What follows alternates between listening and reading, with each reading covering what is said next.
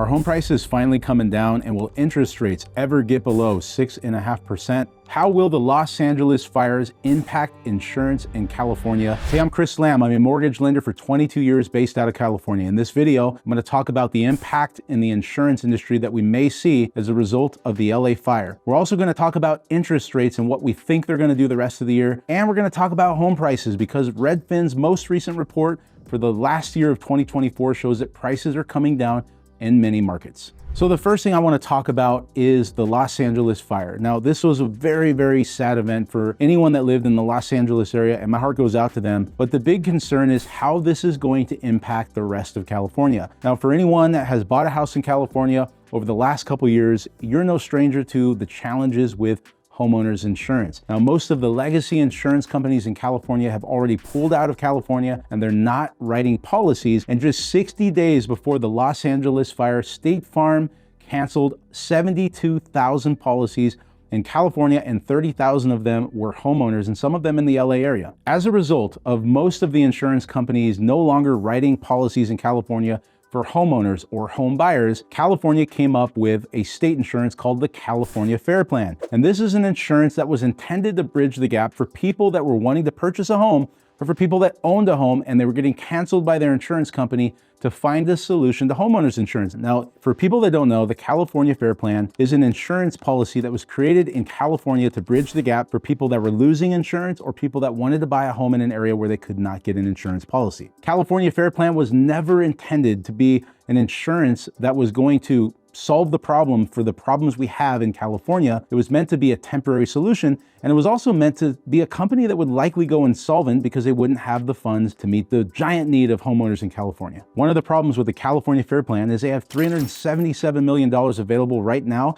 for any claims that they get, and unfortunately the fires in LA are going to be in the billions. And while it's too early to know exactly what's going to happen with homeowners insurance in California, it's very likely that insurance companies are going to become more cautious in writing policies. We could see some insurance carriers completely pull out until there's some major changes in the state. Now, if you're someone that is reluctant to buy a house in California, or you own a home and you're becoming increasingly nervous that you're gonna have a problem insuring your property, there's a couple things that you wanna think about. Number one, why are insurance companies not wanting to write a policy in California? Well, the most obvious one is the risk of fire. And that's something that I truly believe is going to get solved over the next few years. The political pressure that has come out of the LA fires is something that we've never seen before. And we have to wait and watch because we don't know yet. But if you're tuning into what's happening right now, I, for one, believe we're going to see some change on some of the things our state can do to finally meet the needs to help avoid some of the extreme fires we've had over the last 10 years. So the other problem in California with insurance is the moratorium that was created, I believe, in the 1980s, basically fixing the cost so that an insurance company cannot raise premiums with homeowners all across California. Just like any business, if you go into business and you have a certain amount of risk, you have to offset that risk so that you're profitable year over year. That has not been the case for most insurance companies in California. So just like any catastrophe or natural disaster, it's a tragedy, but it does create opportunity. And I, for one, am optimistic that the insurance companies are going to get an opportunity here to put political pressure on our leaders in our state. And hopefully over the coming months, we're going to learn more about what we're going to see change so that people can finally get affordable insurance in our state. Now let's talk about interest rates. Interest rates are up again for the first quarter of 2025. And most experts are predicting we will see them come down, but it may not be till the end of the year. I just listened to one of the leading economists in mortgage, and he said that he expects mortgage rates to be at 5.875 by the end of this year. But as we head into the beginning of the year, a lot of people were hoping that rates were going to come down sooner. The thing you have to remember about interest rates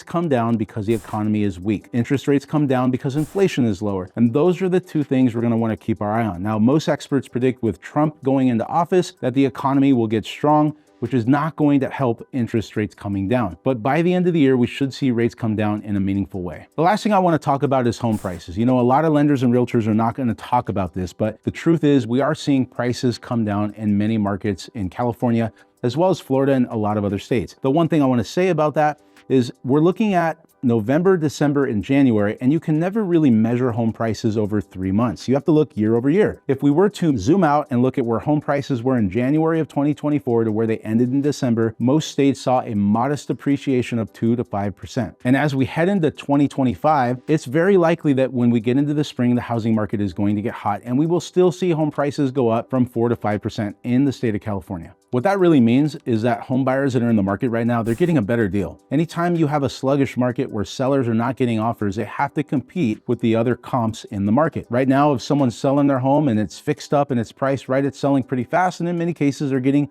multiple offers. But if someone's going to the market as a seller and they're trying to mark their home up and list it at a price that's just not reasonable, and their home needs a lot of upgrades, those homes are sitting on the market for 30 to 60 days or more, and they're having a hard time getting it sold. So this is a great opportunity for buyers that are entering the market because they're able to get a better price, they're able to get things like closing costs paid. But if you're going to sell your home this year, you're going to want to make sure that you price it aggressively if your home does not have a lot of updates. So there is a lot going on in the housing market. It is anything but boring, and 2025 is going to be an action-packed year, and we're all going to have to wait and watch and see how things unfold. But if you're someone watching this video and you are trying to figure out how to buy a house this year, whether it's an investment property or a home you're gonna live in, or if you're moving from one state to another, feel free to reach out to me. I do respond to all the comments below. And if you got any value out of this video, I'd love to hear your thoughts in the comments below.